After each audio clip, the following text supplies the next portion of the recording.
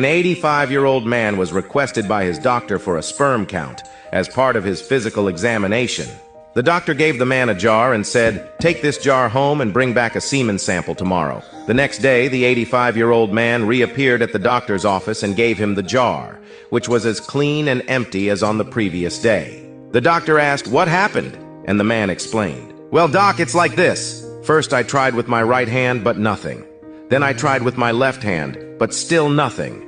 Then I asked my wife for help. She tried with her right hand, then with her left, still nothing. She tried with her mouth, first with the teeth in, then with her teeth out, still nothing. We even called up Arlene, the lady next door, and she tried too, first with both hands, then an armpit, and she even tried squeezing it between her knees, but still nothing."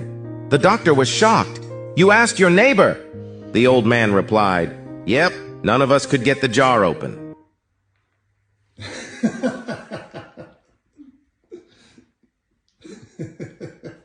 A mother was working in the kitchen, listening to her 5-year-old son playing with his new electric train in the living room. She heard the train stopping by her son saying, "All of you sons of bitches who want off, get the hell off now, cause this is the last stop. And all of you bastards who are getting on, get your ass in the train, cause we're going down the tracks." The horrified mother went in and told her son, "We don't use that kind of language in this house. Now I want you to go to your room and stay there for 2 hours. When you come out, you may play with your train, but I want you to use nice language." 2 hours later, the son came out of the bedroom and resumed playing with his train. Soon the train stopped and the mother heard her son say, "All passengers who are disembarking the train, please remember to take all of your belongings with you. We thank you for traveling with us today and hope your trip was a pleasant one." She hears the little boy continue, "For those of you just boarding, we ask you to stow all of your hand luggage under your seat. Remember, there is no smoking on the train. We hope you will have a pleasant and relaxing journey with us today." As the mother began to smile, the child added, "For those of you who are pissed off about the 2-hour delay, please see the bitch in the kitchen."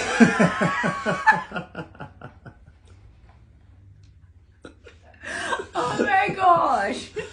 At the end of the tax year, the IRS office sent an inspector to audit the books of a local hospital. While the IRS agent was checking the books, he turned to the CFO of the hospital and said, "Notice you buy a lot of bandages. What do you do with the end of the roll when there's too little left to be of any use?" "Good question," noted the CFO. "We save them up and send them back to the bandage company, and every now and then they send us a free box of bandages." "Oh," replied the auditor, somewhat disappointed that his unusual question had a practical answer, but on he went, in his obnoxious way. "What about all these plaster purchases? What do you do with what's left over after setting a cast on a patient?" "Yes," replied the CFO, realizing that the inspector was trying to trap him with an unanswerable question. "We save it and send it back to the manufacturer, and every now and then they send us a free package of plaster." "I'll see," replied the auditor, thinking hard about how he could fluster the know-it-all CFO. "Well," he went on, "what do you do with all the leftover foreskins from the circumcisions you perform?" "Here, too, we do not waste," answered the CFO. "What we do is save all the little foreskins and send them to the IRS office, and about once a year they send us a complete dick."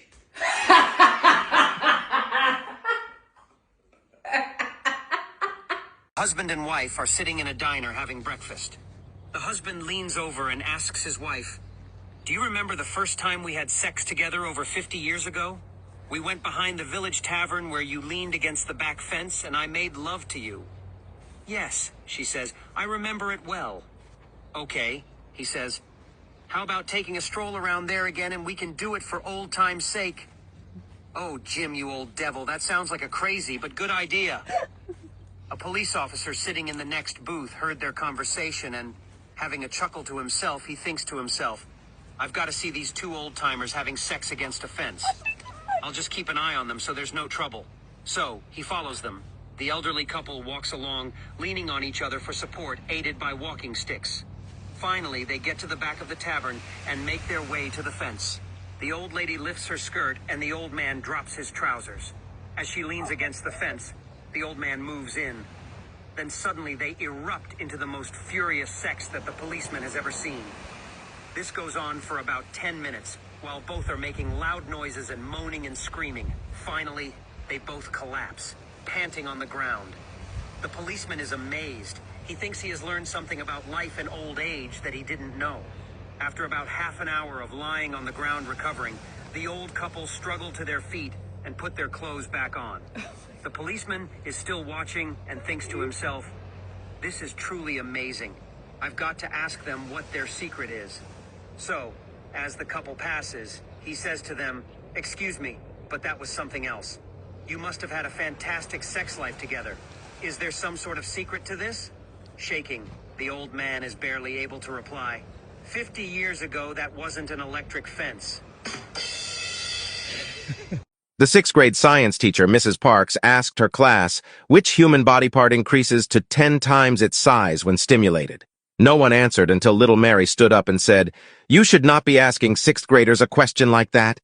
I'm going to tell my parents, and they will go and tell the principal, who will then fire you."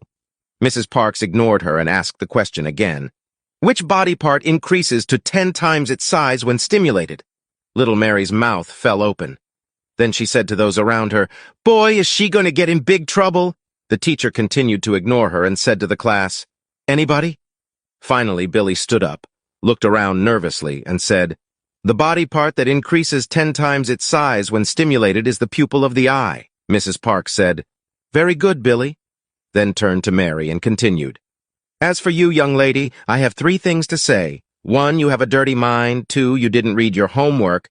And 3, one day you are going to be very, very disappointed."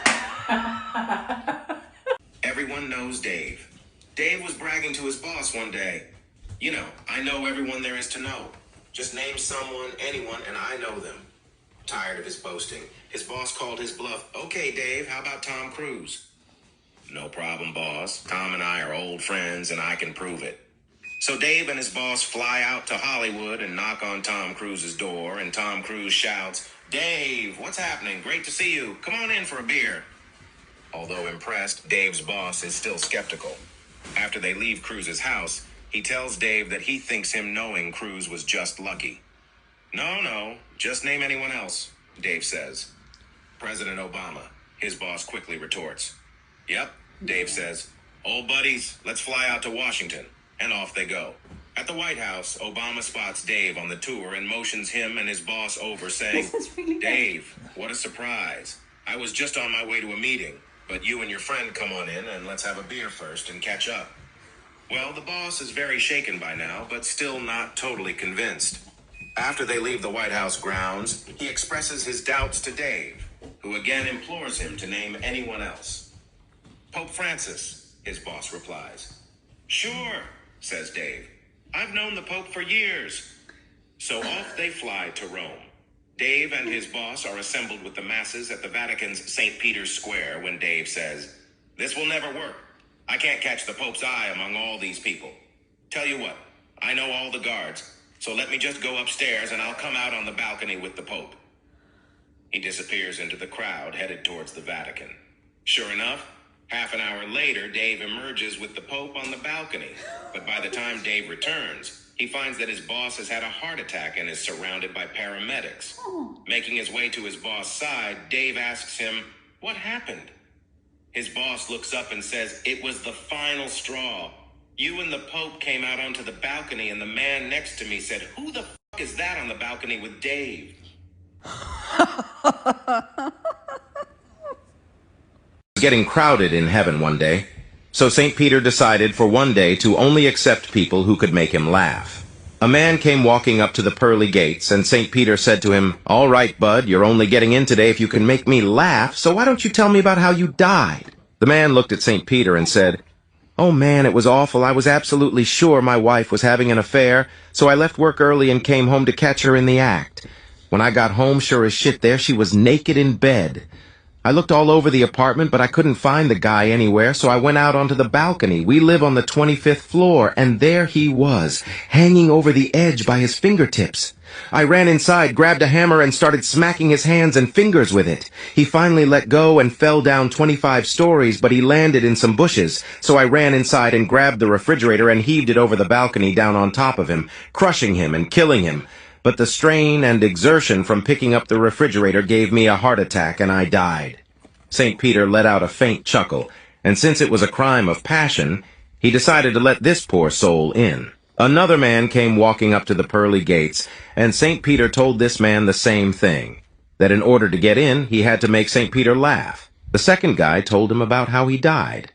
Well, St. Peter, it was awful. I was doing aerobics on the balcony of my 26th-story apartment when a flock of birds came out of nowhere and startled me. I fell over the railing but managed to grab the balcony of the apartment below me. All of a sudden, some maniac came outside and started hitting my hands with a hammer until I let go. Luckily, I landed in some bushes, but then this guy dropped a refrigerator on me. St. Peter chuckled again, let the second man into heaven, and decided he could really start to enjoy his job. A third man came walking up to the pearly gates. St. Peter gave his speech to this third man and then told him, "Tell me about the day you died." "Oh, man, St. Peter, you're never going to believe this." "All right, so picture this. I'm butt naked hiding in a refrigerator." Oh my God. After 20 years of marriage, a couple was lying in bed one evening when the missus felt her husband begin to fondle her in ways he hadn't in quite some time. It almost tickled as his fingers started at her neck and then began moving down past the small of her back. He then caressed her shoulders and neck, slowly worked his hand down over her breasts, stopping just over her lower stomach. He then proceeded to place his hand on her left inner arm, caressed past the side of her breast again, working down her side, passed gently over her buttock and down her leg to her calf. Then he proceeded up her inner thigh, stopping just at the uppermost portion of her leg. He continued in the same manner on her right side, then suddenly stopped, rolled over, and became silent. As she had become quite aroused by this caressing, she asked in a loving voice, "That was wonderful. Why did you stop?" He said, "I found the remote." Hi. Hey, I do talk. a lot. Yeah, quite a lot. Thank you so much for watching yet another one of our videos. We really appreciate it.